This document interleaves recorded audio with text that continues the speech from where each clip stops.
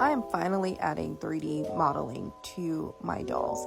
The reason why I'm going about this, while I am a 3D traditional sculptor, I actually need some hinges that I've already designed. Look at the prototype here. A little rough, but it worked to finalize my idea because I could not imagine in this weird 3D space, but I could do it in real life. And I used my traditional methods from traditional industrial design prototyping to get something that I needed so I could go and sculpt it. Here is kind of where I'm at now, and I can't wait to add the new joint. The goal is to make a gang mold so I can have as much hinges and much of these tiny little pieces that my dolls come with, and everything else will remain being sculpted by hand, which is, aesthetics.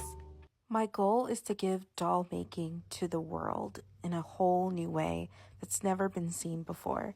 So follow my journey here on TikTok, Instagram, and of course, YouTube. There's a whole world of dolls out there, but why not make it endless dolls?